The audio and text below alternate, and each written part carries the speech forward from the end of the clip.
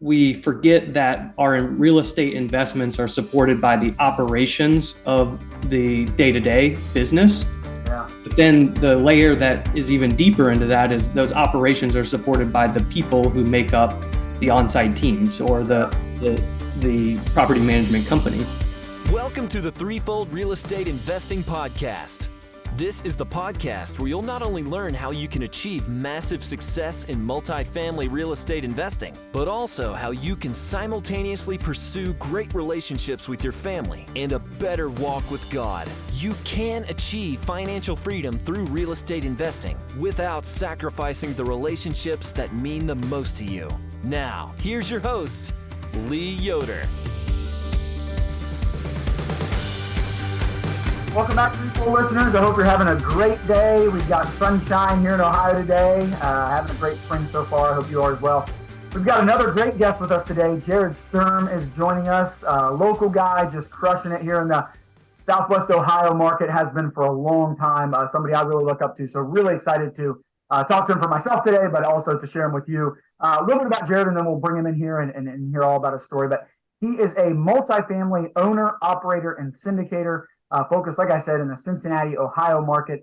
Humble beginnings in industry as an apartment maintenance technician. I love that part of his story. He's now spent the last 15 years using his background in construction and property management to build his vertically integrated investment firm, which is SNS Capital Group. They're known for their ability to add value and operate efficiently for long-term cash flow. Jered and his team have over $100 million in assets under management. He and his team pride themselves on being a more focused alternative for passive investors when compared to most syndicate sponsors in the multifamily space. They've just got a great team. I want to talk to him all about that. He's been on the Bigger Pockets podcast. Again, humble beginnings, but has just seen incredible growth and done it very well for a long time. He and his wife live in Cincinnati with their 5-year-old daughter and 2-year-old son. Want to get into all of that as well. Jered, thanks so much for joining us, man. I'm really excited to have you. Yeah, Lee, thank you for having me, and happy to be here with your audience as well. And thank you to you and the Threefold organization and everybody who takes part in giving me this platform to share my story. So thank you so much. Yeah, absolutely. And Jered, I'd love to jump in on your story. So the real quick background for you. So, you were doing some maintenance tech stuff, working in property management. And then what led you to that, I guess, maybe? And then what made you go, hey, I'm going to go do this myself? Just maybe tell us a little bit about your origin story. Yeah, so it goes back 15 years when we bought our first investment property.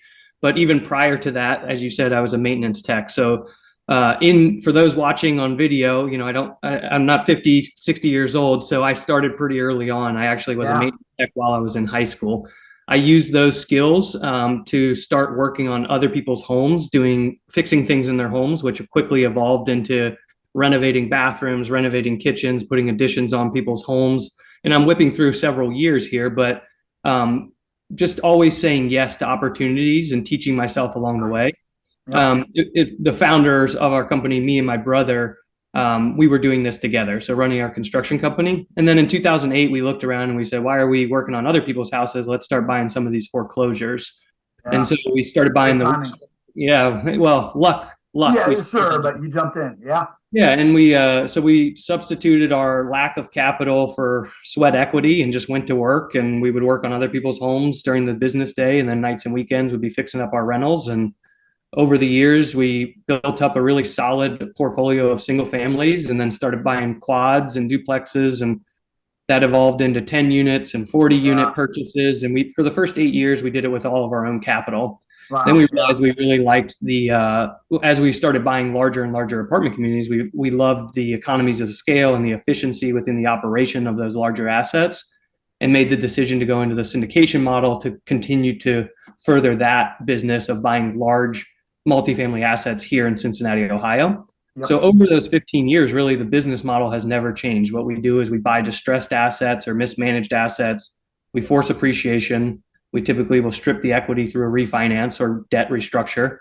And then we just continue to operate for long-term, consistent, predictable cash flow. So same exact model we've always been doing, leaning on our skill sets. Yep. And plan to continue to do that for the years to come. Yeah, that's awesome. It's a perfect example of the compound effect, in my opinion. Have you read that book by, I think, Darren Hardy, maybe?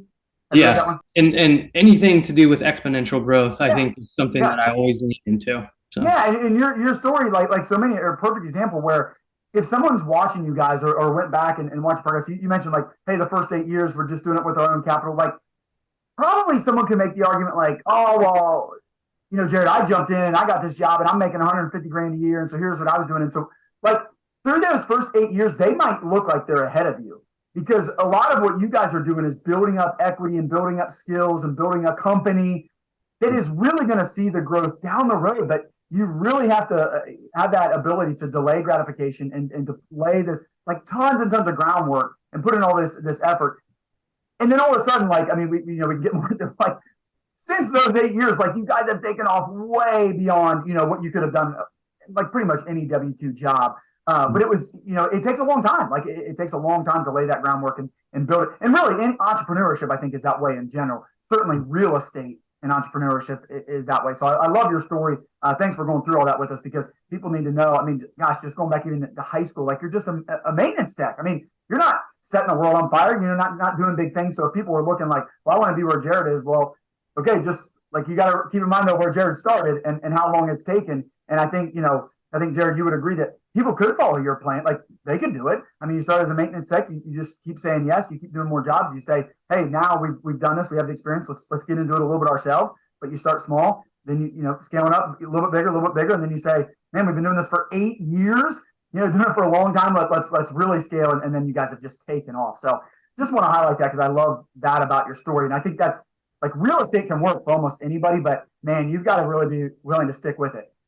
Delay gratification. If you stick with it the way you guys have, I think you can have success at it. But a lot of people aren't willing to do that. So you decide you want to go bigger. Maybe just tell me a little bit more, and we'll kind of transition. I think in the property management company that you've built and that side of things and the operations.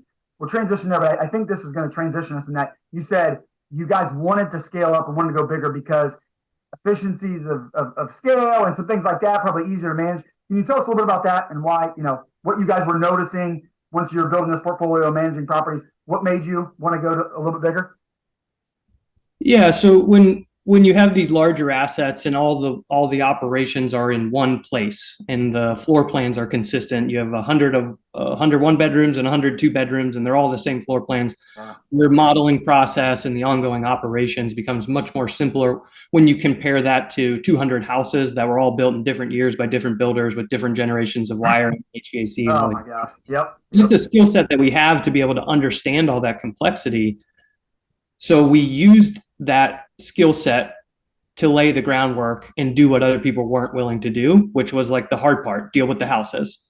But as we started to scale the operational business, which is the property management arm of our business, to support these larger assets and larger company in general, we realized that you cannot do that all on your own. And so it requires building a team and building the staff and employees to support that operational business.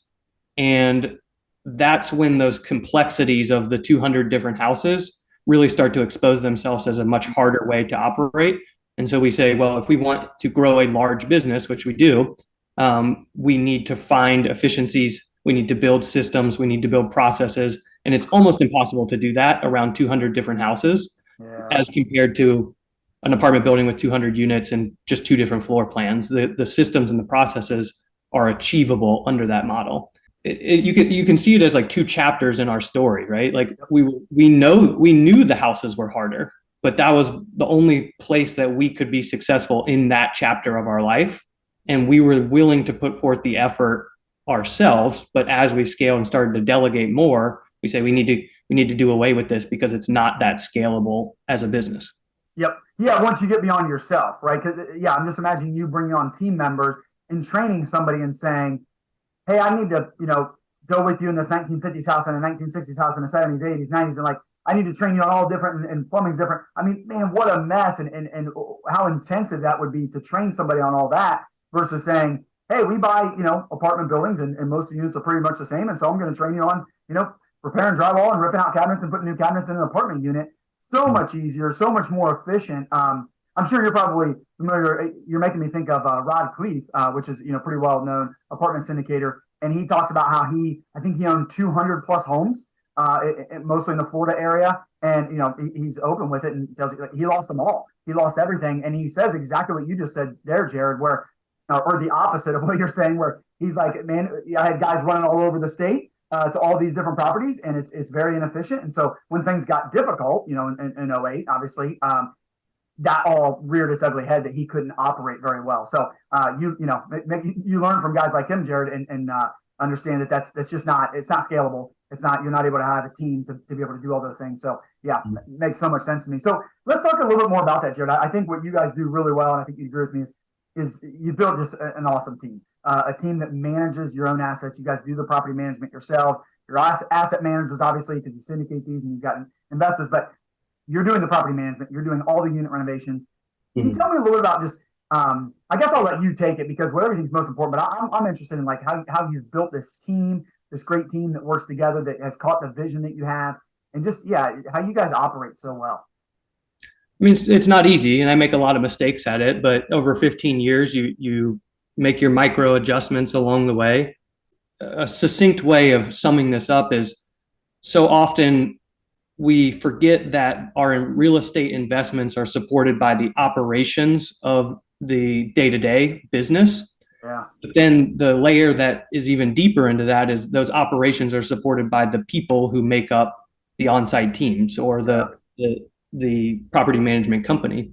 And so I have never forgotten that, and being one of those people for someone else and holding every single role in a property management company as my own company grew, right? So I've been the maintenance tech, I've been the leasing agent, I've been the cleaner, I've been the turnover guy, and I've been the regional manager, property manager, all these different roles. At one point or another, I held those roles. And so I know what I'm asking of those people. And I have nothing but respect for all of the effort they put forth to then force the appreciation and force the value and control the cash flow and all the results that, in real estate investment shows like this, we love to talk about, but it comes from somewhere. And so at those roots, I think I understand and align with the people who are producing the results, which helps me build the team, lead the team, and be someone who says, if I'm asking you to do this, I know what I'm asking you to do, right? In our organization, what's huge to us, and this is probably what I should have answered with, but we don't look for cultural alignment. There's a lot of organizations say like, we want you to align with our company culture. For me, that means like I'm going to end up hiring a bunch of people who are just like me, which I think is a very big mistake. Yeah. We look for values alignment. So what that means is like our core values are driven, reliable, team-oriented, continuously improving, and always having a positive attitude. So we're looking for people who have those values, but if I don't care at all if they're culturally they're like me, I just care if that's what they hold true to their heart, because that's going to come out in their work. Yeah. And so when you have like us, 40 people now with all of those values, and then I give them a clear vision of where we're going, they work together really well and get us to that. With those things in mind, Joe, you're pretty particular, and I feel like I have a good process. Maybe just a little bit about how you go about hiring. I really like what you guys do. I know you're very intentional about, I've heard you say, you want to make sure when people are coming on and they're getting ready to sign, yes, I want to work for SNS Capital Group, that they know what they're saying yes to. Can you talk a little bit about that? Yeah, so we, when someone comes in for an interview to accomplish what you just said, what we do is we give them our 3-year vision, which is in the form of like a magazine. It looks as if it's a business review that someone wrote about SNS 3 years from now. And so it highlights where we're going, what we'll look like, what we'll feel like, what we'll act like as an organization. And so we say, if you want to participate in this, this is what you're interviewing for the future. But then we also give everyone who, depending on their role, it's a document called a performance review training guide. But basically all it is a document that outlines in a lot of detail what this individual's role is, how they could meet our expectations, how they could exceed our expectations, and how they could fall short of them. So you could think of it as a job description, but a much more thorough one, because it's the same document that we pull out at our 90-day and 1-year reviews that dictate raises or promotions and things like that. So we're giving them to them at their interview. And we're saying, if you say yes to this position, should you be offered the position, this is what you're saying yes to. Our expectations as an organization are much higher than the industry standard. And so maybe you've been a leasing agent at XYZ company, but here is different. And so we want you to know what that means. And so everyone has clarity. And so, like, Yeah. building a team of people who are ready to step up to that plate, it's the responsibility of the organization and the leaders to create that clarity from day one. Right. Jared, I know another thing that you guys really pride yourselves on, and it's so important when you do what you have said, that this is what we do. We do value add. We find distressed properties or properties that are managed poorly, and you come in and you add significant value, and you elevate the community. You provide people a much better place to live, and you do very well for your investors. In doing that, I know unit renovations are a big part of that. Talk a little bit about that. How do you guys do that so well? Just the importance of that, what that's meant to you and your investors. Yeah, I mean, if you're a value add investor, you know the massive expense that comes with renovating units, whether that's from buying the materials or the labor, or less focused on, but equally as important, the amount of vacancy that it produces. Yep. And so, of those three components, we're very good at finding those efficiencies within those components. And so, finding the right materials that install quickly, but then last through long-term holds. Coaching and hiring the labor force that will renovate these. And for us, we average, like, on a full unit turnover, that's rip everything out, put everything back in, about 2.5 days. And so that goes, that literally plays to our background in renovations and constructions and order of operations, and our ability to give our team what they need to move quickly. But then on vacancy, it's a combination between departments of leasing and construction and maintenance, and collaborating on all of those to line the days up to where our goal is, from the time one resident moves out to the next resident moves in, average across our whole portfolio is 10 days. Good night. That's impressive, Jared. To line up the scheduling of all of that takes a lot of advanced work, like in advance work, right? So 60 days prior to someone moving out, this unit is already on the construction schedule, and the materials are being packaged up and being ready to hit that front door. And the combination of all of that is where we succeed, and ultimately trickles up to the investor return, but highlights so much of what we're saying earlier of, like, your returns are supported by the operations, which are supported by the people, right? So if leasing doesn't do their job or maintenance doesn't do their job, it all falls apart. And as a leader, I think one thing I do well is explain that to them of how one role impacts another role.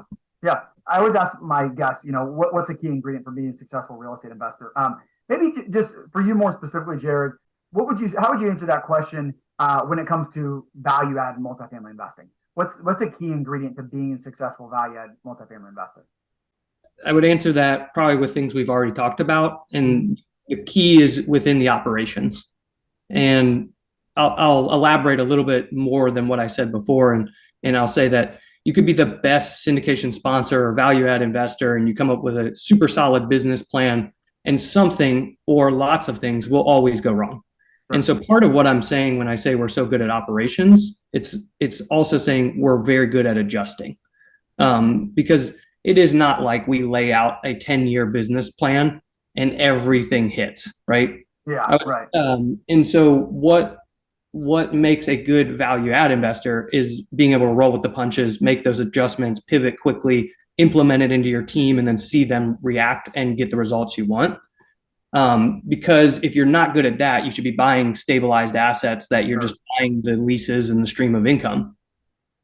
So to answer your question, it's operations and the reaction to when your planned operations go wrong. Yeah, it makes me think, like, people talk about, a value add strategy is inherently more risky than turnkey. Now, but with higher risk, there's higher reward. So you guys choose to play in that space where, hey, higher reward potential, but there's more risk. And what you're talking about to me is, like, you're able to take on those risks and alleviate them and get through them and turn them into, hey, hurdles that we got over and got through it. And then that's why you're able to provide the high returns. Jared, I know you're a family man. There's a lot more that's important to you outside of the real estate success. So I always like to ask my guests, like, while you're having success in real estate, what's a key ingredient, or what's some things maybe you and your wife do to make sure that you're having success outside of real estate? What the things that, I think you would say are more important than your real estate success? Yeah. Well, thank you for asking that. And I would say, you talked about laying the groundwork, building the foundation. And that was something I was very aware of early on. A privilege that I had was starting very young, which meant I had less responsibilities in life. At the time when I was starting and I was putting in 12-hour days and laying that groundwork, I wasn't a husband. I wasn't a father. There was less just overall life responsibilities. And I don't mean that in a negative way, just less going on. Sure. Oh, yeah. So, I could put forth that effort. And I did that for those 8 years, if you want to put that as like the time frame that I did it for, because I knew I would want time and freedom a little bit more as I have those other responsibilities. So I look at life as multiple buckets, right? You got health and wellness, you have relationships, and relationships can encompass spirituality or with people who are here with you as family.